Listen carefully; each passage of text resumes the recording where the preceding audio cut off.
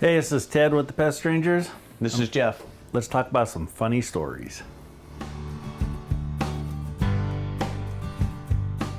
Yeah, we love bugs. We're here to take care of the bugs so you don't have to. Nobody wants to grab that mouse running across the floor or deal with that spider going up the wall right over there. Speaking of grabbing mice, you've grabbed a rat out of a closet before. Yes, right in I front of have. the client. Yes, That's probably the worst thing, like when you corner it and you're like, what do we got to do now? Well, when I showed up at the house, the lady and her two children were standing on the kitchen table and said, "It's in the closet." No problem. A lot of people just throw a trap down and leave. Well, they were terrified. I'm not going to leave our customer just hanging like that, saying, "Don't worry, we'll get it." I was there. They want results, and I was there to give it to them. So I went through, and I got down to the end. Now with the glove on, and I spotted the rat, and it went to make the run, and I snatched it, and I grabbed it. And I got it. They hit their heads off the ceiling because they were on the table as they started screaming, and I was like, okay, I'll take this outside now. And yeah. That stuff happens. That is a true story. Yep. Thanksgiving 2018 it was. No. Yeah, 2018. I get a call about 9 o'clock in the morning. And holidays, it always happens no matter what, there's always something. And whatever happens on a holiday is always crazy. It never happens the day before or the day after. So we get this call, and the lady says that I have a possum on my dinner table. I said, nah, really, like, it's on your dinner, it's there. It's like, she goes, it fell through the ceiling, and it's on my dinner table. I said, where is it now? She goes, on my table. I said, it's not moving? No, it's scared. Playing dead, playing possum, sitting there, fell off the ceiling. It's like, didn't want to move. Yeah, can you imagine that? Thanksgiving Day, getting ready to eat dinner, and just come right through the drop ceiling. Hey, he was hungry too. Yet a holiday, we were there within a half hour, 20 minutes, yeah. 20 minutes, two guys wrangle up the possum, get it out, so they can enjoy their holiday dinner. Yeah. A few years ago, Ted and I are down the shop. I don't know, we were doing something around here, and we get a call. We're just leaving. A call up in Dallas for a homeowner that has a squirrel in the house. And I'm like, oh man, it's Sunday. Squirrels could either take 15 minutes or 15 hours. We loaded up traps, cage traps, snap traps, baits. We had nooses, we had gloves, we had bags. We're walking up to the house with everything. We went in. Where's it at? There's a curio cabinet or something that was behind. I put a squirrel. A little squirrel. Put leather gloves on, and look, there he was. Stuck my hand down behind. He was so afraid. He wanted to hide his head. He put his head up in between my hand like that. I pinched his head, pulled him out, put him in trap. Said, "Okay, thank you, sir."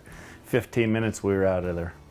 Come back to the office. This thing was so cool, and I still have pictures of it. He was climbing and sitting on our shoulder. He was like our buddy, petting him. Yeah, he's let him out. He's sitting on us and stuff. Yeah. I don't know if I'd do that today. I don't know what made me do that. I know I was scared. I could feel the goosebumps on my neck when I was sitting on. You just never know. But he was very friendly. We're the professionals. True. We handle the wildlife with care. That was pretty neat. We say, don't do this yourself. Yeah, don't try this at home. Disclaimer. Leave it to the professionals.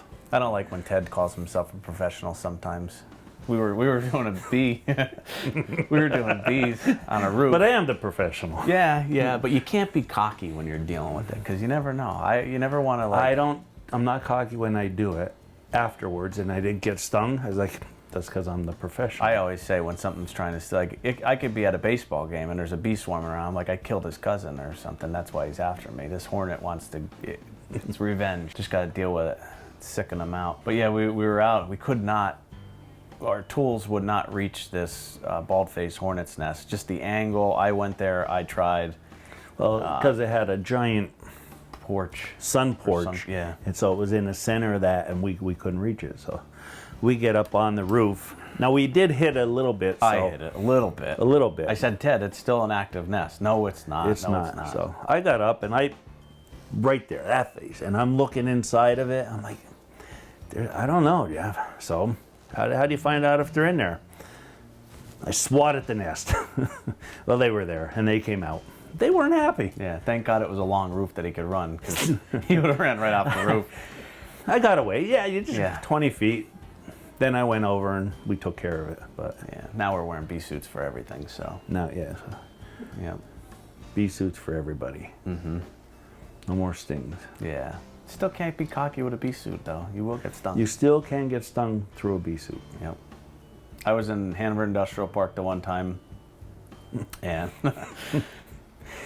big bald face Being the hornets. professional. Professional. Yep. Here I am, and I have this big pole.